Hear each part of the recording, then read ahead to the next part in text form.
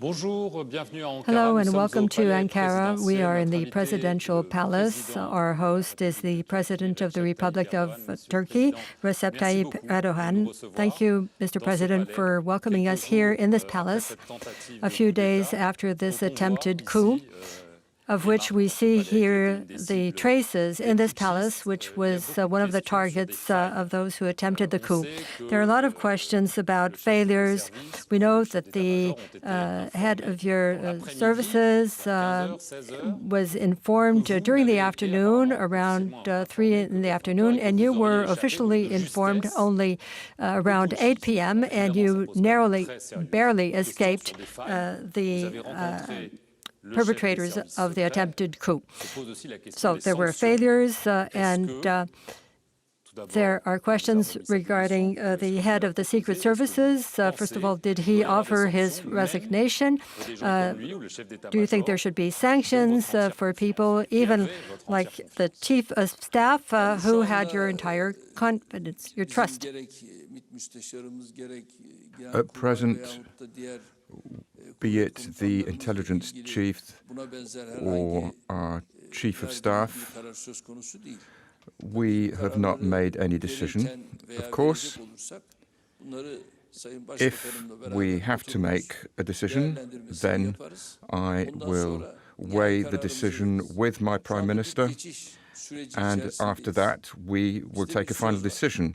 At present, we are in a transition period. We have a saying that says that you do not change the horse halfway across the stream. So at present, we're going through the transition period. We're in this process, and we will continue to work. I'm continuing to work with our colleagues, and we have to say the following in the clearest possible way. There was a weakness regarding intelligence, a failure, but I recall the United States when the Twin Towers were brought down.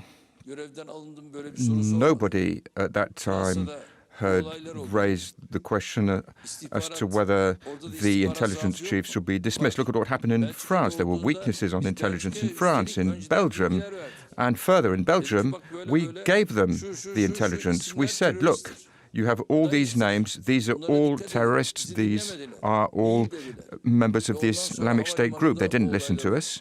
They said, no, they're not part of the Islamic State group.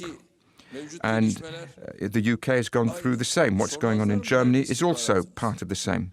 So what are your intelligence services doing in Europe? And from time to time, there may be failures on intelligence. And despite all that, with the Prime Minister, we will make the assessments, and if we have to take measures, we will do so. Just to clarify. At present, they are all continuing to hold their positions. But the head of the Secret Services did not offer his resignation, did he? No, he did not offer his resignation. We did not discuss this, be it the Secretary of State for Intelligence or the Chief of Staff.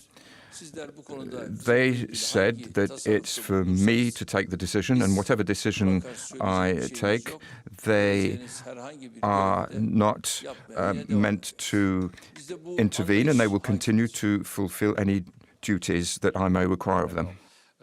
Of course, since the coup, there have been many arrests. People have lost their job. People have been suspended, thousands of them. How far will this purge go? Will it affect 100,000 people? How far will it go? Or is the greater part of the purge, what you call the purging of a virus, has a major part of the work been done? Or does the major part of the work remain to be done?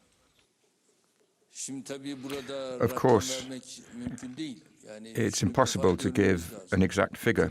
You have to consider the following. Turkish population is 79 million. And within this country of 79 million, we have to cleanse this structure, and we have to rid our institutions of this disease, and otherwise, if we fail to do this, the price will be very high. In Turkey, we have been confronted with separatist terrorist organizations over the past 35 years, and we have had 40,000 people killed. And we have waged this struggle, and at present, operations are continuing against this separate organization, and they will continue. And they have been present within the state institutions over the past 40 years. So we have to rid the institutions of this presence. It's like a cancer that has spread, that has become a metastasis, and we have to eradicate the virus so that the state is no longer confronted with this problem. We have these elements within virtually all the ministries, within the armed forces, in the private sector, and everybody has been complaining about this. But this law on the state of national emergency, there are many things that we're going to do. We're going to introduce decrees to resolve this. Of course, you have heard criticism from Western countries, in particular from the European Union, the Foreign Affairs Ministry of France, of Germany. Federica Mogherini has talked about the purges in the media, in education, and has said that it was unacceptable. And even in a state of emergency, there are a certain number of rights that cannot be departed from. So the impression in a large number of European countries is that under the pretext of purging, there is a true witch hunt which goes well beyond that. I'm not interested in what they're saying, and I don't listen to them. What I'm interested in is the following. For example, in France, there was the state of national emergency for 3 months, renewed for a further 3 months, 6 months. In Belgium, the same happened, the state of national emergency. In the United States, after the Ferguson events, there was also a state of emergency. And the same thing in Munich. After the events. How many people have been killed? 6 people. Earlier, I talked to you about 246 victims, over 2,000 people injured. In Florida, it was similar. In Spain, in December 2010, there was the state of national emergency that was declared. But none of these countries has gone through what we have had to go through. We in Turkey were not confronted with a coup attempt. We had a coup attempt which sought to destroy the state. And in doing what we're doing, if we see that the media are supporting the coup, be it the television, radio, or other, they will have to pay the price. This is part of our law. The media are duty-bound to comply with the law. And unfortunately, these people were given instructions from Pennsylvania, and they staged a coup attempt. People have already started to confess, and they are confessing who gave them the instructions. They even tried with our chief of staff, army chief of staff, who was taken hostage. One of the people who took him hostage suggested to him that he have a conversation with his opinion leader, with Fethullah Gülen. I'm saying this for the first time here on France 24. That's what we have been through. Mogherini should, first of all, in this regard, should have the facts. She should conduct a proper assessment, and she should get the information from our sources. Those are unfair accusations, because when I say 60,000 people have already been sanctioned, the state of emergency, we know that in Turkey, the state of emergency, according to Western European countries, is not the same thing as in France. And people fear that there may be a return to the dark times and tragic times in Turkey. And there's the danger because of this attempted coup. The assessment is fair. What happened in France is completely different. In France, it was an ordinary terrorist attack. We are constantly facing terrorist attacks, but here what we had was an armed coup attempt. So you have to draw a distinction between the two. Some people fail to make that distinction. And the question I'm raising here with the European Union is as follows. Do you support the coup attempt, or do you support a democratic state? But they are entitled to criticism, aren't they? Of course. But it should not be biased criticism. When you criticize, first of all, you should make a proper assessment. What are the sources? On what information do they base themselves to make this criticism? If these sources of information are wrong, then within the European Union, then those in charge in the European Union will be making a mistake.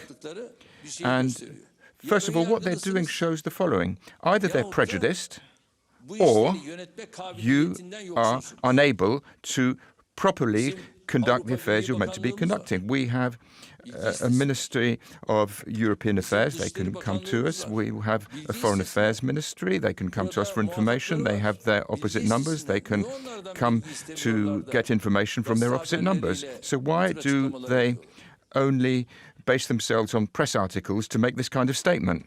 You have also mentioned a return to capital punishment, saying that if the parliament decided that, you agreed to have it applied again in Turkey. It was abolished in 2004 precisely to promote the accession process into the European Union. When you hear this criticism that we've just talked about, when you see the reluctance of Europe to grant visas to the Turks, when you support the death penalty, is that not a way for you to say that, well, this accession to the EU that had been dragging on for years is finished? We should say the following in the clearest possible way. The death penalty, if we're talking about the death penalty, if my people, my nation, is constantly demanding that we restore the death penalty, if the representatives of my people at the National Assembly vote in favor of such a demand, then I'm very sorry.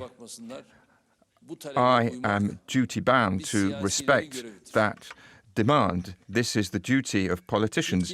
In democracies, the people are sovereign. And this is unquestionable. Continental Europe does not want the death penalty. However, the United States have the death penalty, so does Russia, so does China.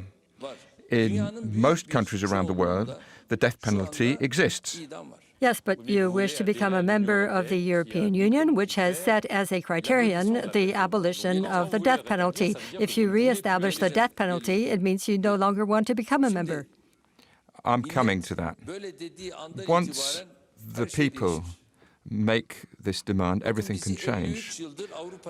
Look, for the past 53 years, Europe has been making us wait to join the EU, and other countries in that period have joined the European Union.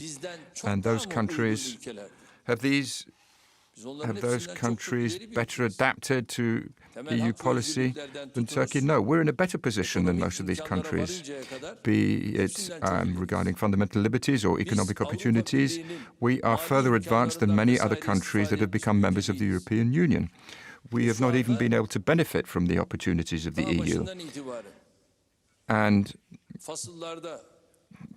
whether we're talking about the negotiations, no country has had to suffer as much as we have had to suffer for accession to the EU. And look at the liberalization of visas. They had the same attitude. And before, was there a problem for visas for Turkey? Yes, that problem existed previously, and we waited, and they have made a present, but despite that promise, they have not kept to it within the deadline. So they have covered the problem of visas, with that of refugees. There are over 3 million refugees from Iraq and Syria. All the European countries closed their doors. We opened our doors to these refugees, and we served as a shield for Europe. And they also made promises, and they failed to keep their promise. At present, they are asking us to do certain things, and I'm under the impression that all is not being delivered. They have to respect law and democracy. When they make statements about Turkey, first of all, they should speak to us. Making this kind of statement without talking to us means that they will be wrong every single time. And my colleagues are fully prepared to give them the information. They have discussions, but despite the discussions that they're having with Turkey, they are making statements that are contradictory. And this means that vis-à-vis Turkey, they are biased, they are prejudiced, and they will continue to act in this prejudiced manner towards Turkey. Mr. President, going back to the last question on the coup, we saw pictures of military who seemed to have traces of torture or having been beaten. We also saw pictures of military who took part in the coup who were lynched by the crowd. Do you condemn those acts? At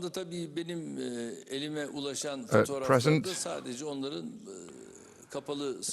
with the photos that I have been given, I've seen that they have been put in custody, but there has been a confrontation. During this confrontation, there was a standoff between the police and the soldiers. There were soldiers fighting other soldiers. And in that regard, the chief of staff, for example, was handcuffed, and he suffered injuries to the wrist and to the neck. But apart from that, you're talking about these persons, but you haven't said anything about the 246 people who were killed. 2,185 people injured. You haven't referred to them at all. That's the real barbarity. That's what we should be talking about. We know about this violence, but do you also condemn these savage acts that we've seen? There were terrorists disguised as soldiers, members of this armed terrorist organization, Fethullah Gülen. But the others are my people, my citizens. You cannot attack civilians with tanks. These citizens did not have any weapons. All they had was the Turkish flag, or they were carrying a stick. So how can you compare the two? The Europeans always talk about the use of force. Disproportionate use of force is what they talk about. But where is the disproportionate use of force? The ones who had the tanks had everything. And some of my colleagues were killed. There were planes, helicopters that fired. But the citizens of Turkey did not have these weapons.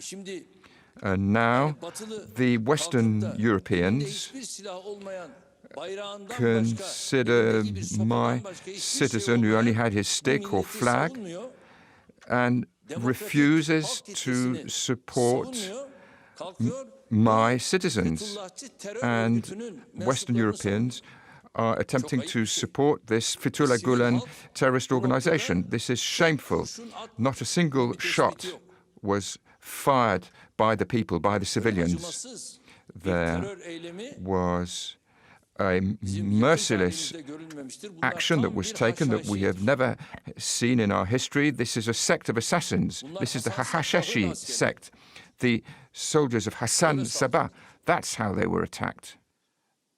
Fethullah Gülen, you asked and asked again to the United States that he be extradited.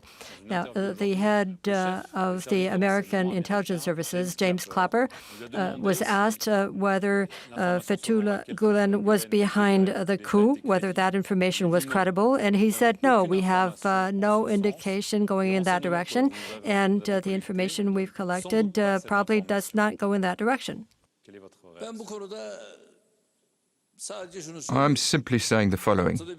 There was a coup attempt, and we know who was behind the coup attempt. They will stand trial, and there will be different courts that will establish that Fethullah Gülen is in charge of this terrorist organization.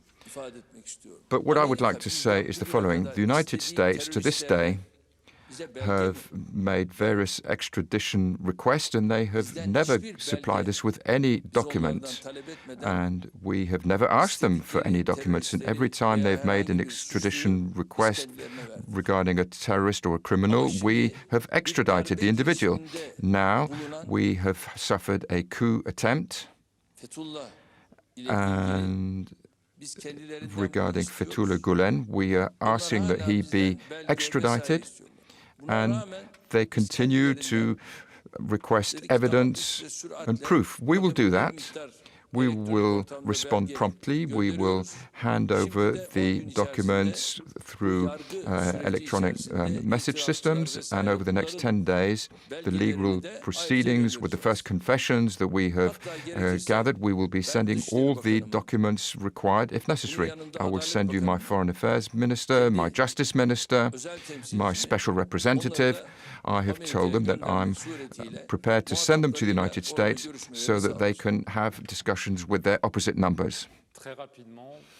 Very quickly, you should be meeting with Vladimir Putin. Has that meeting been confirmed, and is that a sign of normalization with Russia? On this, but my Foreign Affairs colleagues are continuing to hold talks with their opposite numbers, and recent events may have some influence on the calendar, but I think unless something exceptional happens, by mid-August or thereabouts, it will be possible to hold talks. Just one last question to end this interview. I've already interviewed you in this palace, but here the atmosphere is different because of what has happened, and security has been very much increased. Do you still feel that you are in danger today? We see a lot of men carrying weapons. There are a lot of checks. After what happened, do you still feel that you are a president in danger? Of course, we are compelled to take these measures. When I was in Paris, I saw the measures that were taken. We are taking milder measures around the Élysée Palace. There are many different measures that have been taken on the streets. I saw the measures that were taken in Germany and the United States. You can see similar measures being applied. And at present, we are in the aftermath of a coup attempt. Not everything is rosy. We will continue to take this action. We will continue to advance, and as soon as there is a period of normalization, these measures will be reduced. What the developed countries are doing is exactly what we're doing. We're doing the same. And do you think for one moment, consider that the parliament was attacked here, the presidential palace was attacked, the residence of the prime minister was attacked, and And here at the presidential palace, there are two spots that were struck by aircraft. So how can you fail to take measures? We are duty-bound to take these measures. Our Western friends fail to see it that way. I cannot understand why. And I'm under the impression that they will only see that once all the political leaders of Turkey will be killed, and then they'll start to dance for joy. I'm very sorry, but we're going to take all the required measures and we will continue to apply them. Thank you very much, Mr. President, for having welcomed us in your palace. Thank you for having watched this interview. Stay with us for more news.